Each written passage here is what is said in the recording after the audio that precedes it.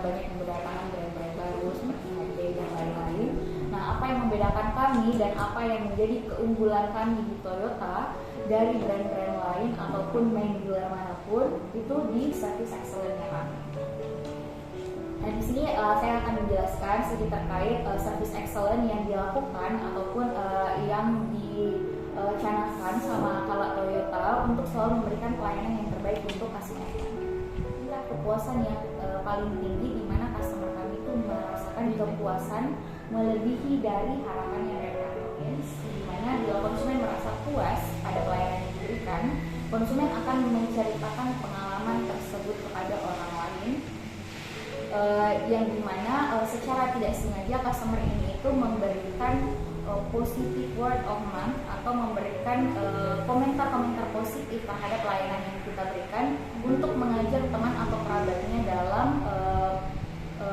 dalam menggunakan layanan yang kita berikan. Pencegahan keluhan.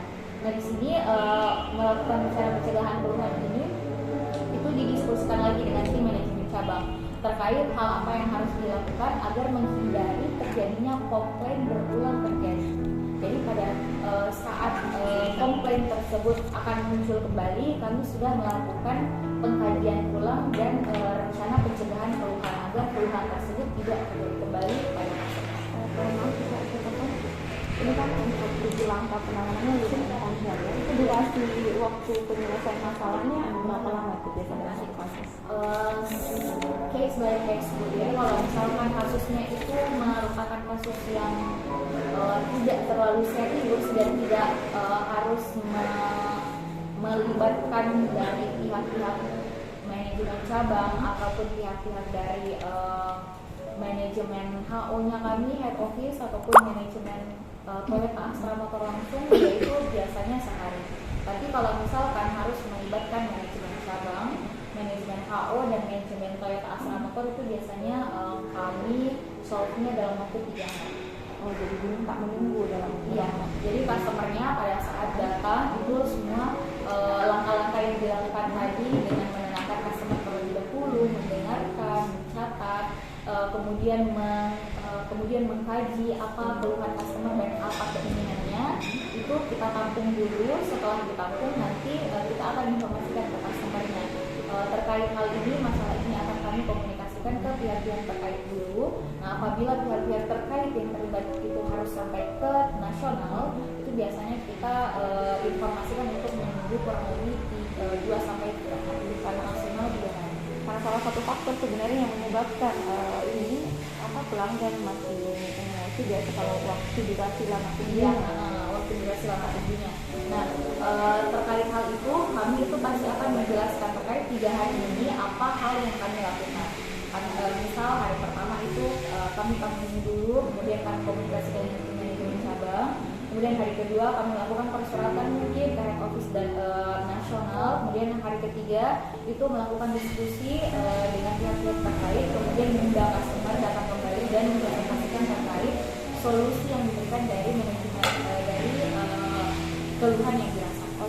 Tapi biasanya kalau ini sih alhamdulillah respon dari manajemen cabang HO maupun nasional itu cepat. Jadi biasanya 1-2 hari itu solusinya sudah bisa.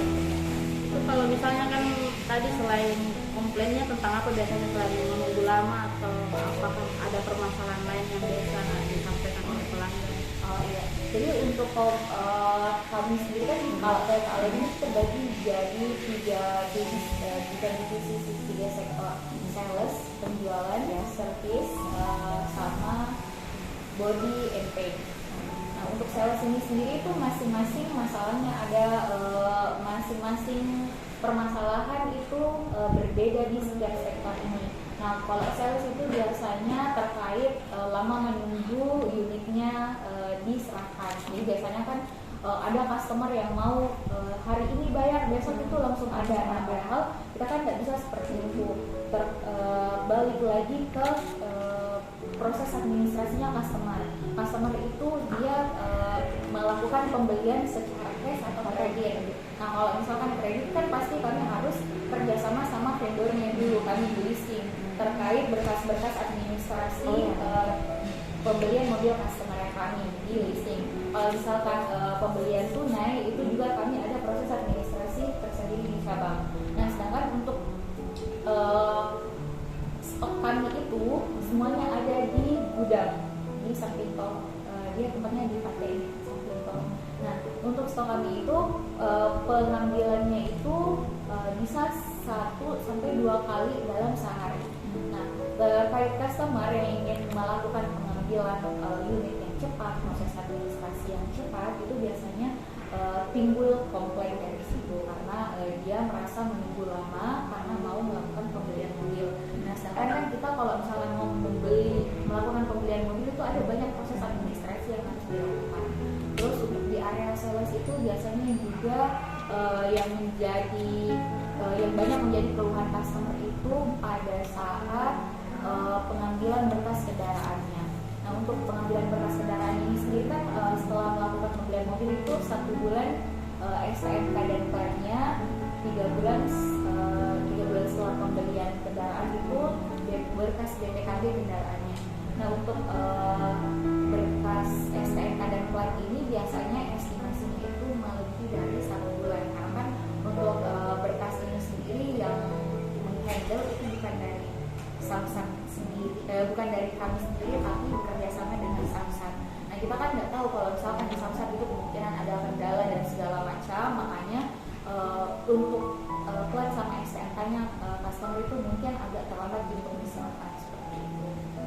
Terus edukasi terkait hak-hak yang harus diterima oleh customer, misal edukasi terkait pembeli after sales-nya ataupun program-program setelah melakukan pembelian mobil ataupun program-program pada saat melakukan servis berkala kendaraannya. Biasanya sih komplain di bagian situ.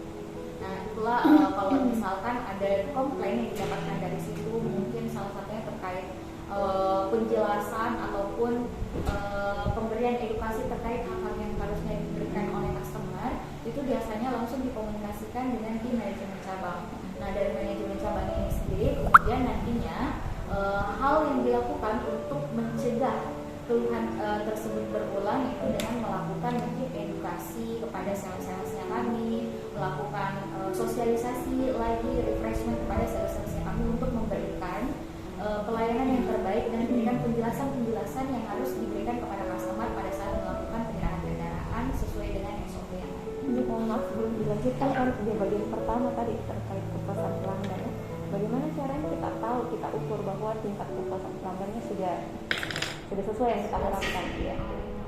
Jadi untuk kalau Alaudin sendiri dan setiap cabang itu cara untuk mengetahui tingkat kepuasan pelanggannya beda-beda.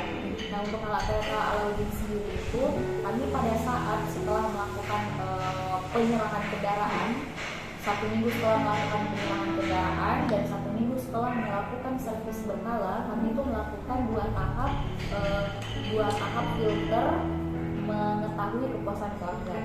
Tahap pertama itu yang dilakukan sama cabang kami sendiri. Nah, salah satu hal yang dilakukan itu dengan mengirimkan WA blast kepada customer yang kami, dengan mengetahui apakah customer kami itu puas dengan pelayanan yang diberikan. Nah, dari situ filter pertama yang dilakukan oleh cabang kami untuk mengetahui apa sih atau seberapa puas sih pelanggan kami terhadap pelayanan yang diberikan, mulai dari customer masuk sampai customer keluar, itu kami tanyakan terkait pelayanan yang diberikan. Nah, terus 7 hari setelah melakukan servis berkala ataupun setelah melakukan penyerahan kendaraan, itu ada lagi survei kepuasan pelanggan yang dikirimkan dari Toyota Astra Motor langsung. Jadi 2 kali kami di sini kami melakukan filter terkait kepuasan pelanggan dari pelayanan yang diberikan. Jadi untuk filter pertama sendiri itu melalui WA blast, kemudian filter yang kedua itu melalui pengiriman link survei dari Toyota Astra Motor. Nah, di link survei ini itu sendiri kami sebenarnya ada standar 0 sampai 10. Untuk 0 sampai 6 itu artinya customer sangat tidak puas dengan pelayanan kami dan customer itu tidak mau merekomendasikan kalau Toyota kepada teman atau kerabatnya untuk melakukan pembelian mobil ataupun melakukan servis berkala. Nah, untuk nomor 7 dan 8 itu artinya pasif. Nah, pasif ini itu merupakan keadaan di mana customer puas tapi masih merasa standar dengan pelayanan yang telah diberikan. Nah, 9-10 itu merupakan delay ataupun promoter. Jadi promoter ini maksudnya customer itu sangat puas dengan pelayanan yang diberikan dan customer akan merekomendasikan kalau Toyota kepada teman atau kerabatnya yang mau melakukan pembelian mobil ataupun servis berkala kendaraan. Terus caranya untuk menangani ya customer marah-marah itu biasanya kami di training yang pertama itu seperti ini 7 langkah penanganan komplain menerima keluhan pelanggan. Biasanya kan customer datang tuh langsung marah-marah. Nah, kami tuh biasanya diberitahu kalau tekniknya biasanya tekniknya itu orang marah-marah cuma 3 kali itu sudah. Iya. Pasti pertama itu marah, mengeluarkan amarahnya dan lain-lain. Kita itu dituntut untuk terus diam, tersenyum dan cuman mengatakan baik bapak baik itu sampai pusing. Saya dulu pakai headphone bu, sambil mengetik baik ibu, baik bisa, silakan lanjutkan ibu. Baik bapak, baik ibu. Nah, pada saat customer kan biasa kalau misalkan sudah marah itu ada jeda, dia amarahnya mungkin turun. Nah, disitulah kita baru masuk tanyakan terkait informasi customernya, informasi kendaraannya, terkait keluhannya apa dan segala macam. Disitulah kita baru menggali informasi yang dibutuhkan dari customer. Kemudian setelah itu kami biasanya pada saat menangani customer, apabila sudah mengetahui namanya itu kami bukan diwajibkan sih, tapi ada baiknya kita pada saat menangani customer itu selalu menyebutkan nama customer. Ya, misalnya Bu Dewi, baik Bu Dewi, tadi untuk keluhannya seperti ini ya Bu, saya izin ulang lagi ya Bu untuk penghargaan untuk pelanggan. Ya, untuk sebagai bentuk penghargaan kepada customer kalau misal dia melakukan ataupun menyampaikan keluhan ke kita dan memberikan feedback kepada customer bahwa oh benar Bu, Pak, kami itu mendengarkan keluhannya, udah benar ya, saya coba konfirmasi lagi agar tidak ada salah langkah ataupun solusi yang diberikan tidak sesuai dengan keluhan yang diberikan. Jadi apalagi namanya tidak ikut dalam emosi customer, tetap bersikap tenang, mencatat semua informasi yang dibutuhkan, kemudian mengkonfirmasi lagi kepada customer terkait keluhan ataupun informasi-informasi yang dibutuhkan agar memberikan solusi yang terbaik kepada customer. Berarti memorinya harus kuat nih, cepat tangkap juga. Iya, betul. Jangan sampai kita tanyakan balik sesuatu yang sudah dia Ya, jelaskan sudah dia tanpa jelaskan emosi lagi kan. Betul. Nanti tambah emosi, nanti dia bilang Sudah dijelaskan Pak. kamu tidak dengar dong tadi saya Iya. bilang apa. Makanya kami itu tergantung pribadi masing-masing sih. Kalau saya lebih nyaman itu mencatat apa informasi-informasi yang diberikan sama customer. Jadi pada saat customer selesai marah-marah, customer tenang, itu biasanya saya izin untuk mengkonfirmasi kembali keinginan customer apa, datanya seperti ini, terus keinginannya seperti apa. Insya Allah ya. Ya, Mas Allah. Masyarakat tuh cuti bagaimana? Siapa yang ambil jobnya? Biasanya sih kalau misalkan cuti sehari 2 hari itu ada sih yang backup Bu.